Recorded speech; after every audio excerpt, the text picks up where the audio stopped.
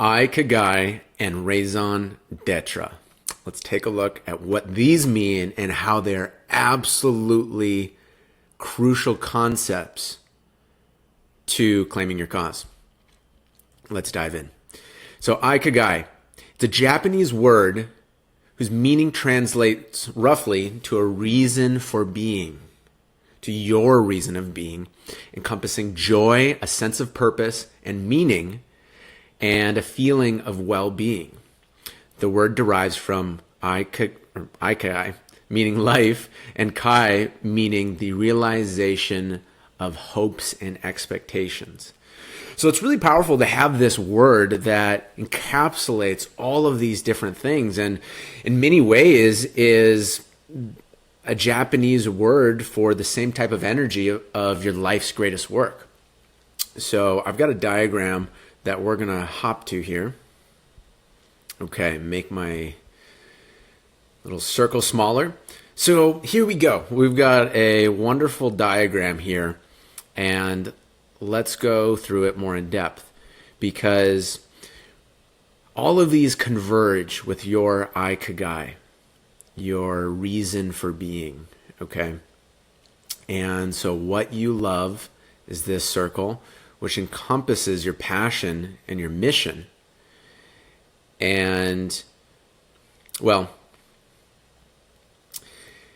let's start out with these four. So what you love combines what you love, what the world needs, what you can be paid for, and what you're good at.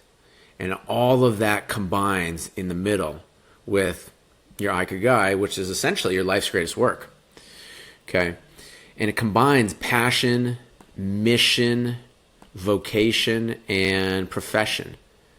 And the days are over of having your regular thing that pays the bills and your thing that you really care about. Okay? This is merging and blending, and that one are the same. Okay? So let's take a look at a few of these traps that people usually fall into. Okay? And if you're in one of these right now, then it's okay, because you're on the path of getting out of it. So these traps, though, are where most people spend their entire lives, which is depressing, quite frankly. So let's take a look at this one right here.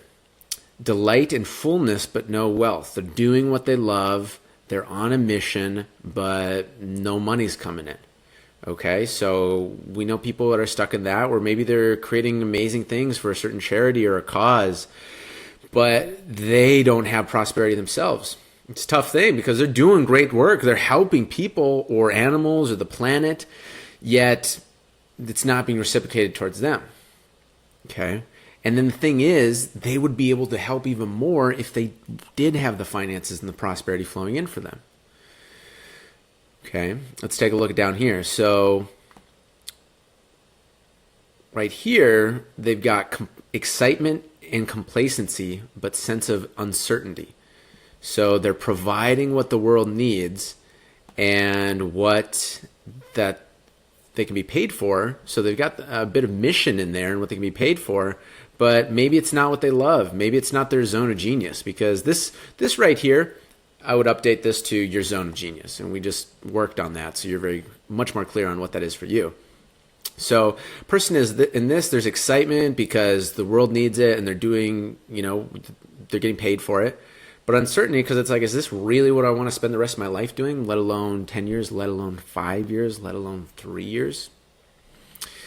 And then right here we have comfortable, but feeling of emptiness.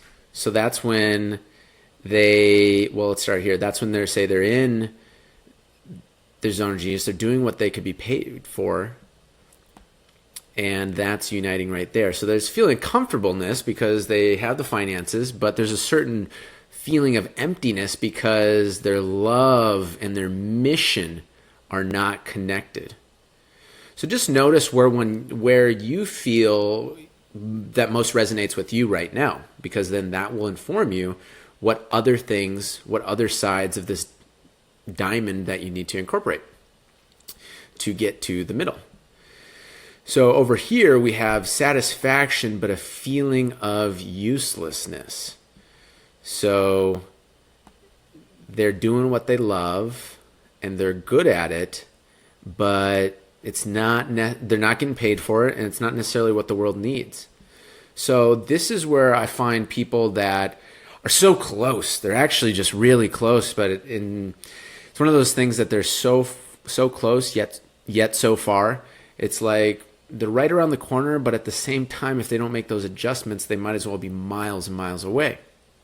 So this is the person that, for example, loves cooking and is good at cooking and creates a blog about, cooking, but they never really find their niche. They never really find their angle of their avatar, and they never monetize it.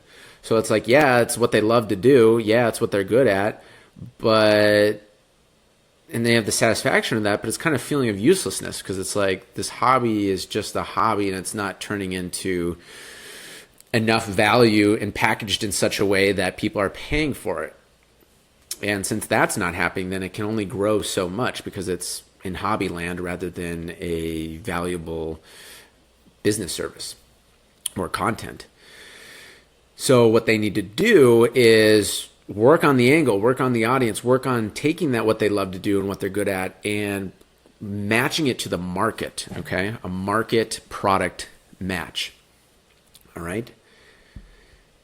So take a look and where you're at and then see and write down what you feel like you need more of right now to get to your Ikigai in the middle. And as we close up here, I just want to say another item here.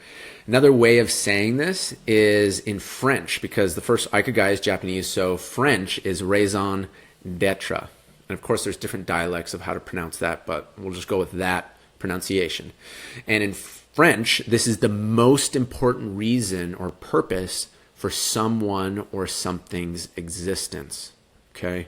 So that's really distilling this, all these things into and being like, okay, what is the number one purpose of my existence? Okay. And yes, people can say my children, my, family. Okay. Absolutely. And for the sake of this course, like in the context of your life's greatest work, what is the raison d'etre of your life's greatest work? What is the number one most important reason that you care about most?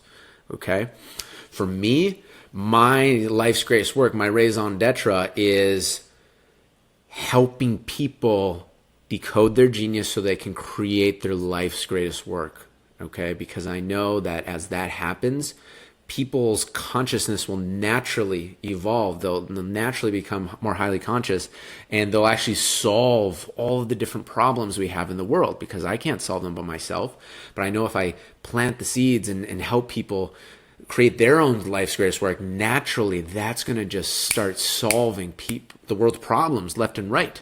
Okay? So I share both of these with you because sometimes it just helps to hear a similar thing in a different way. Okay, so now you have raison d'etre, you have Ikigai, and you have your life's greatest work. Okay, now let's take a look at the next video. See you there.